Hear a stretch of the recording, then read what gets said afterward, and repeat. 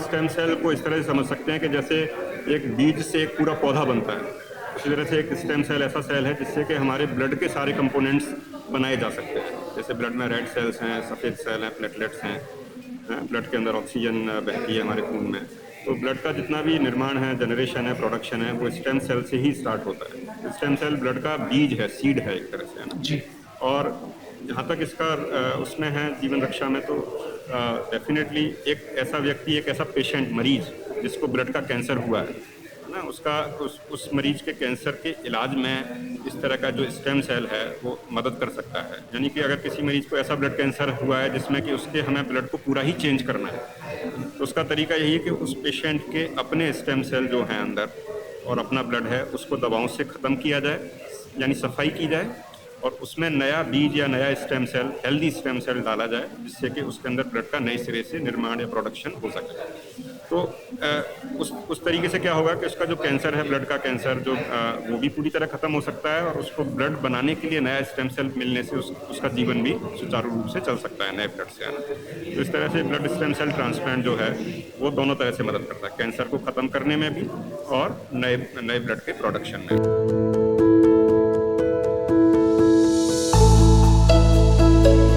Body में blood का part है।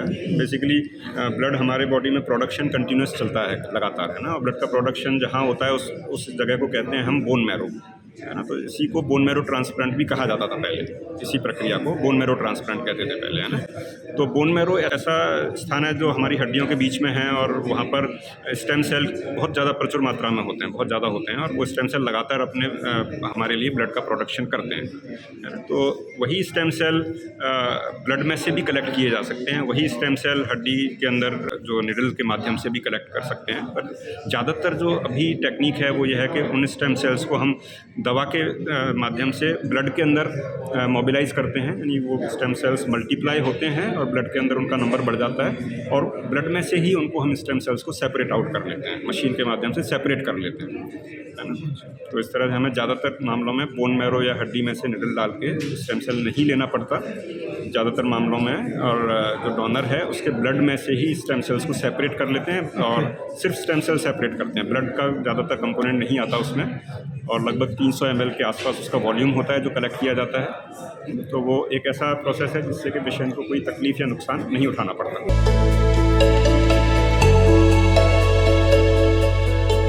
पेशेंट को कैसे देते हैं, जैसे ब्लड चढ़ाते हैं ना नस में निडल लगाया, उसमें स्टेम सेल का ब्लड बैग जो है वो कनेक्ट कर देते हैं और वो बॉडी में चला जाता है। फिर स्टेम सेल के अंदर एक विशेष प्रॉपर्टी होती है कि वो ब्लड में घूमते हुए वापस वहीं बोन मैरो में जहाँ उसको काम करना है वहीं जाके वो सीड कर जाता है, वहीं जाके बैठ जाता है, और वहाँ पर वो ब्लड का प्रोडक्शन शुरू कर देता है।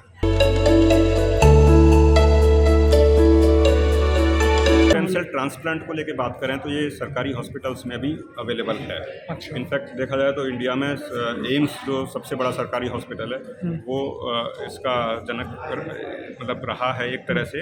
एम्स और साउथ में वेलोर के अंदर क्रिश्चियन मेडिकल कॉलेज है, वहाँ से इसकी शुरुआत हुई थी। टाटा मेडिकल हॉस्पिटल जो मुंबई है वहाँ से भी इसकी शुरुआत हुई थी। तो इस तरह से जो गवर्नमेंट इंस्टीट्यूट्स हैं इन्होंने ही इसका लीड लिया है, वही ट्रेनिंग देते रहे हैं, और उनके द्वारा ट्रेन किए हुए जो डॉक्टर्स हैं वो अभी government as well as private दोनों सेक्टर्स में अच्छा काम कर रहे हैं।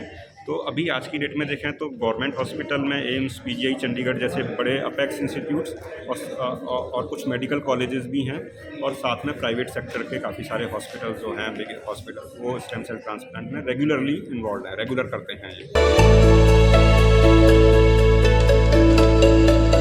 देखो सबसे जो ख़राब कैंसर से हम लेके चलें तो अक्यूट माइलॉइड ल्यूकीमिया, है ना, AML सबसे ख़राब ब्लड कैंसर है। इसके मरीजों को कीमोथेरेपी दिया जाता है, और कुछ मरीज जो हाई रिस्क AML वाले होते हैं उनको स्टेम सेल ट्रांसप्लांट से ट्रीट करते हैं। तो जो हाई रिस्क AML है जो कीमोथेरेपी से अदरवाइज़ ठीक नहीं होता, उन पेशेंट्स में भी लगभग 40 से 50% पेशेंट्स क्योर हो सकते हैं।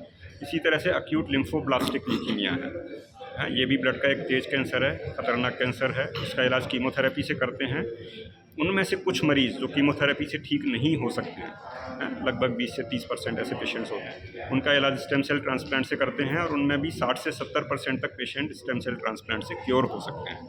तो इस तरह से ऐसे पेशेंट जो हाई रिस्क हैं, जो कीमो से ठीक नहीं होते, उनमें ये अच्छा होप देता है। उसी तरह से अगर हम देखें तो थैलेसीमिया है, जो कि वैसे कैंसर नहीं है, बट ये उतना ही खतरनाक रोग है और इसमें 90% से भी ज़्यादा क्योर रेट्स हैं। नहीं, जो मरीज़ होता है उसको पता चल जाता है, जो पेशेंट है उसको ज़रूरत है, उसको पता लगता है। अच्छा। आम आदमी को इसको पता लगने की वैसे ज़रूरत नहीं है, पर अवेयरनेस होना चाहिए। ट्रेंड की ज़रूरत नहीं है, इसमें ट्रेंड नहीं चाहिए। जिस पेशेंट को ज़रूरत है उसको ये इलाज मिल सके, वो इम्पोर्टेंट है।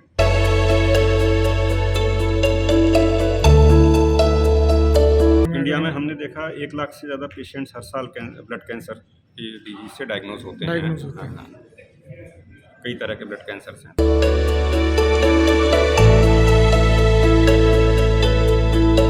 ब्लड कैंसर के मरीज को ज़िंदगी देने के लिए आम आदमी आगे आए, अपना रोल समझे। स्टेम सेल डोनेशन एक बहुत ही सेफ, बहुत ही सुरक्षित प्रक्रिया है, जिससे कि स्टेम सेल देने वाले को कोई नुकसान नहीं होता है, जबकि एक पेशेंट को जीवन दान मिल सकता है। स्टेम सेल डोनेशन के लिए आगे आएँ, BMST DKMS रजिस्ट्री के माध्यम से आगे आ सकते हैं। इसके अलावा इंडिया में और भी रजिस्ट्रीज़ हैं जो ये काम करती हैं, और वो नो प्रॉफिट ऑर्गेनाइजेशंस हैं, वो अपने फ़ायदे के लिए नहीं करते हैं ये काम, बिल्कुल भी, है ना। तो उनको, आम आदमी को ज़रूरत है कि वो इस चीज़ से डरे नहीं, स्टेम सेल डोनेशन से डरे नहीं और आगे आके ये काम करें।